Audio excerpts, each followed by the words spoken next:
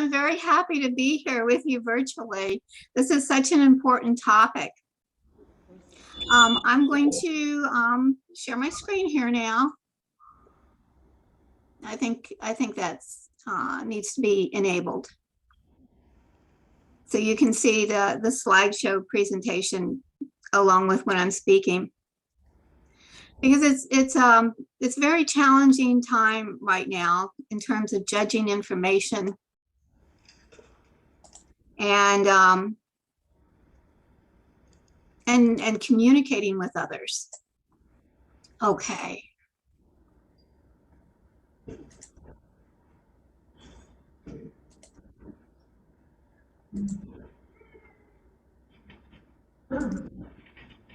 Okay, there we are.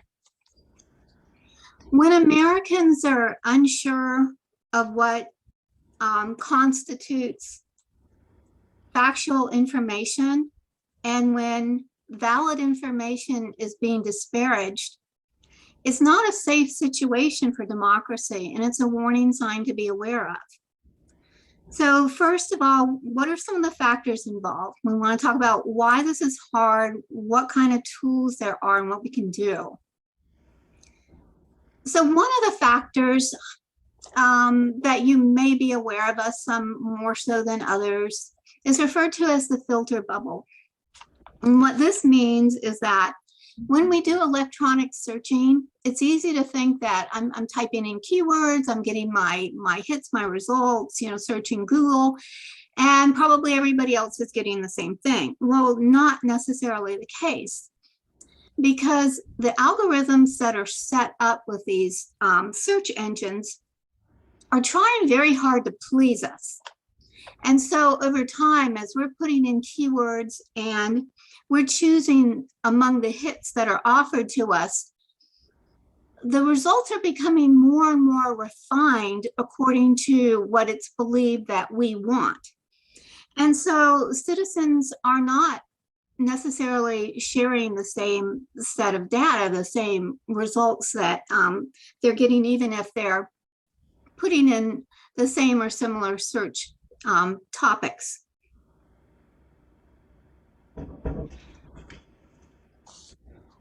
More traditional news, television and radio, there was something called the Fairness Act that was in place for quite a while. That was established in 1949.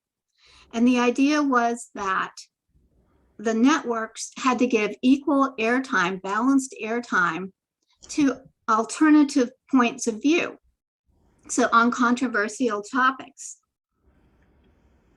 And so in the past, even though people might sit down and watch different televised news programs, they were still receiving fairly similar information.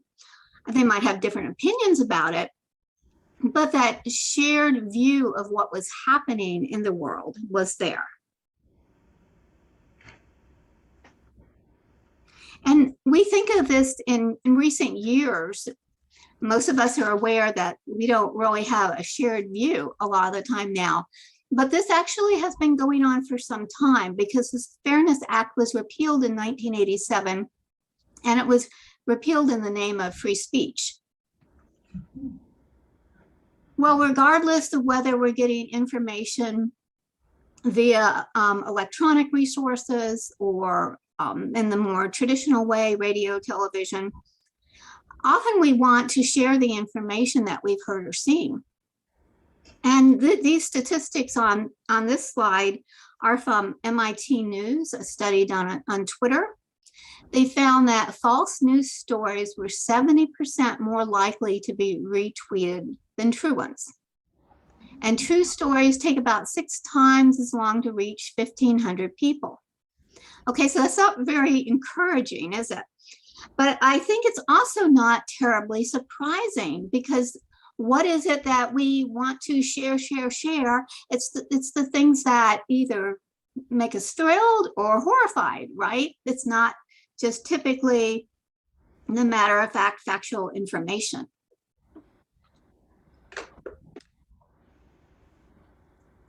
So if we can back up for a moment and think, okay, so to start with, How can we go about judging information?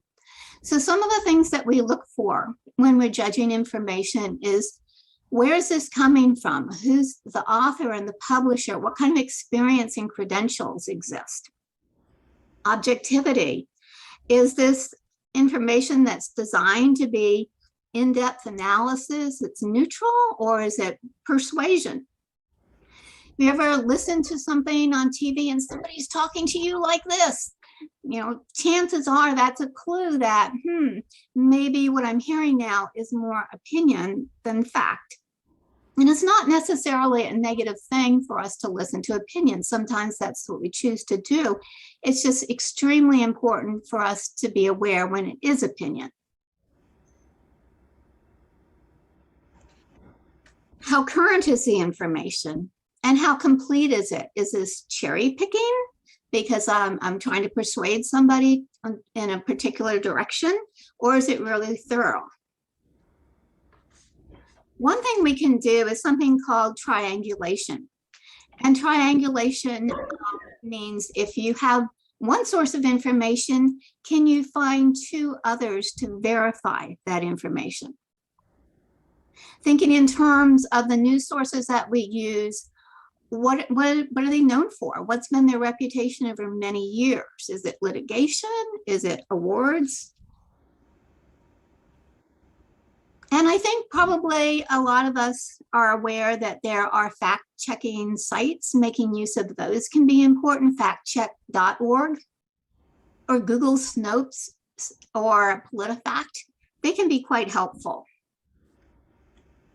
And one thing I will put out here not to use as a judgment of information is how often something's been repeated.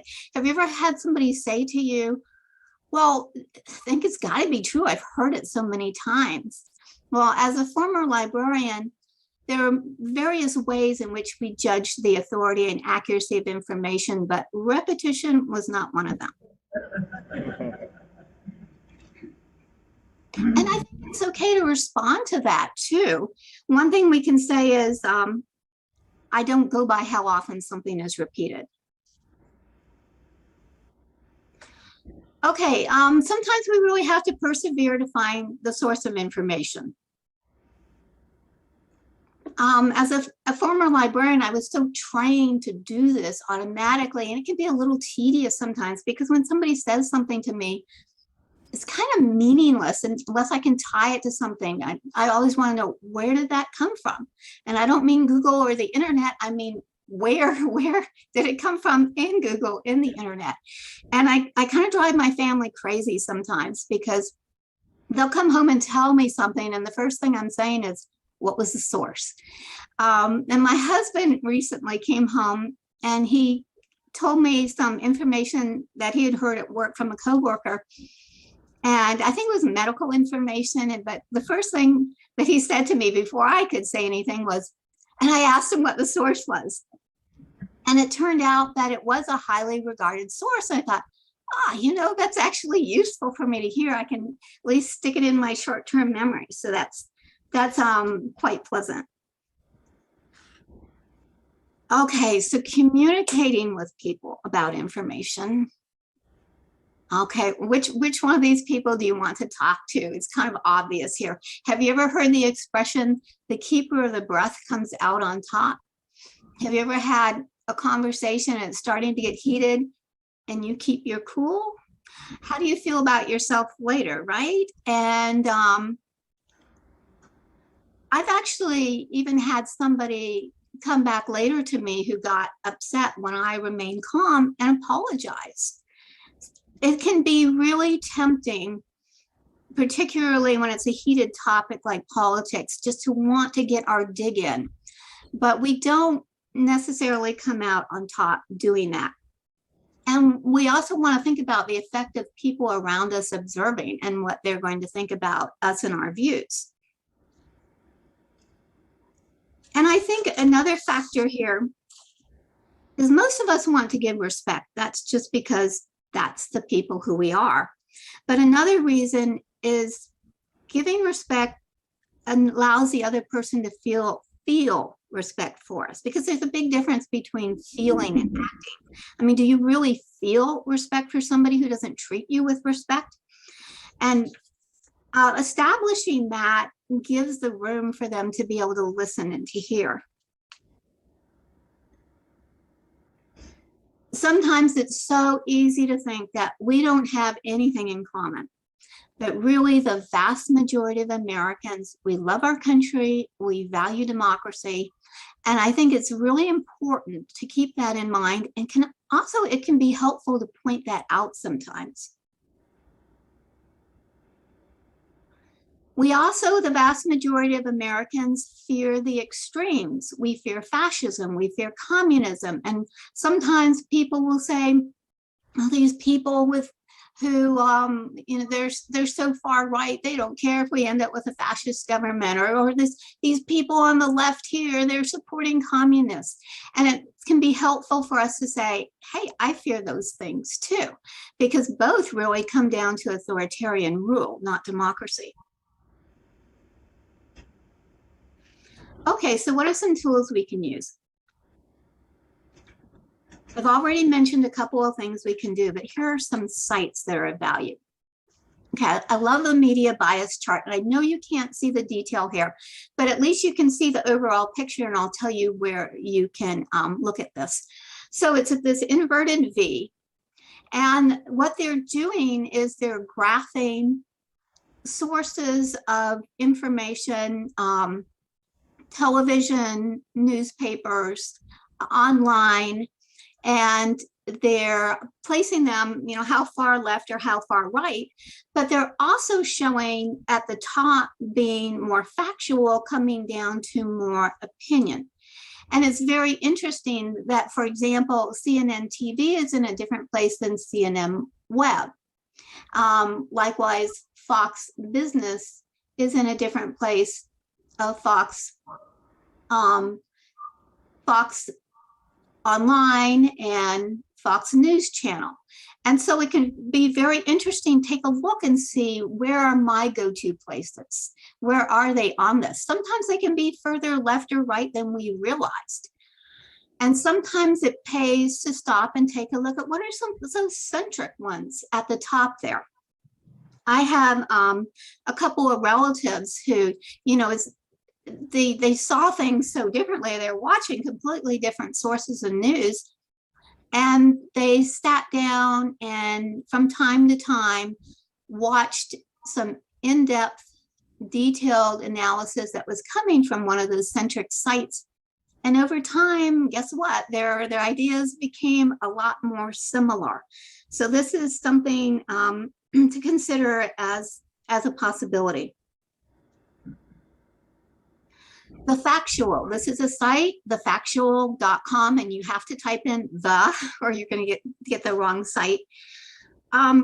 What they do is they score articles on various factors like author expertise, diversity and quality of sources and quoted material, the tone, the level of neutrality.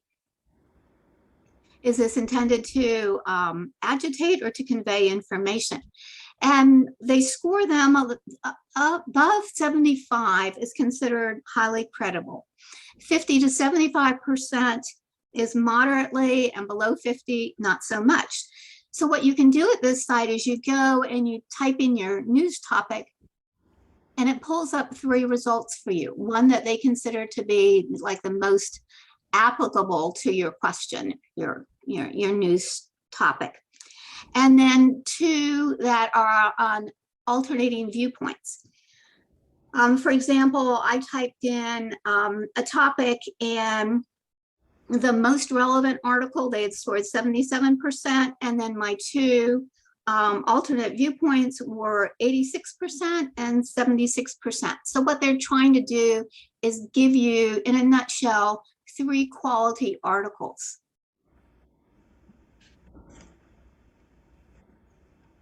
Okay, so somebody said to me recently, we really need to get out of the echo chamber. We have a tendency to go to those sources sometimes that tell us what we want to hear, right? Allsides.com is a site where, again, you can type in your topic, your keywords, and it's going to give you your hits, kind of like when you go into Google and you type in your keywords and you get your results. Only with Allsides, they're going to tag each one of those results in one of 5 different tags. And here's 3 I've got pictured here. So either it's going to have a C with purple around it for centric, or it's going to have one of the 2 L's. I've shown the far left L here at the top, or it could be the slight left. And then likewise down at the bottom, surrounded in red, either slightly right or far right. And that can be very helpful, not only to judge, where these articles land, but also it can be helpful sometimes to take a look at, well, what are other people reading that I don't read? At very least, just to see where they're coming from. Okay, so moving forward with all of this, verifying information before sharing it. There have been so many times I was really glad I stopped and I looked first. And take the time to determine the source. Sharing those resources, so important. Because having a shared sense of reality is really basic to democracy. It enables us to have discussion and to have compromise. But it's not always possible, is it? Sometimes we have to set limits, but that doesn't mean I necessarily always want to be quiet, because sometimes being quiet, silence can be perceived as acquiescence. And if somebody's saying something that I consider appropriate or really untrue, I might not want to sit there quietly and have them presume I agree with them. So there's not one perfect thing to say. We kind of have to think of our situation, the people involved, but I thought I'd throw out some possibilities to think about. I see things differently. I believe we have different sources of information. I believe the reporter was misinformed. I'm not comfortable with that. I'm not comfortable discussing politics. I'm not here to discuss politics. And sometimes when people are really trying to pull us in, sometimes we just have to be that broken record and repeat ourselves. Okay, so another thing we can do, some classic quality news sources are struggling financially because unfortunately inflammatory news sells. So one thing we can consider doing is subscribing. I asked for a couple of subscriptions last Christmas, and I've really been enjoying that. If it's a nonprofit news source, we might consider donating. Have you been hearing recently how many times people have been claiming the Constitution says this or that? It can be really helpful to get out and reread it. Fortunately, it's a pretty quick read, even with the amendments, and that can add some clarity.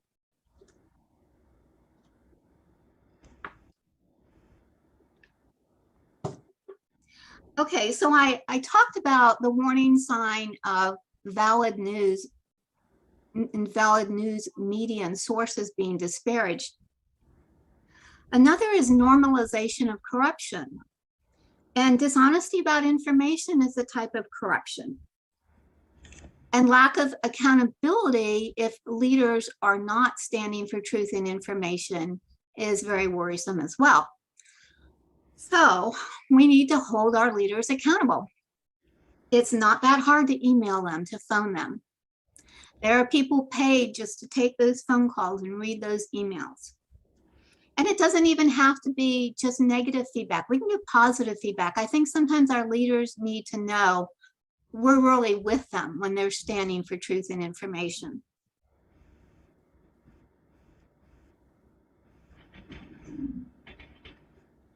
And voting. Consider becoming involved locally in supporting candidates. You might want to register voters. Maybe you would like to run for an office sometime yourself. The responsibility really comes back to us because we are the people who vote these leaders in place. And we're the ones who are going to determine who's in office and the direction of our democracy. So I hope I've given you some ideas that are helpful, and I really appreciate having had this time to speak with you.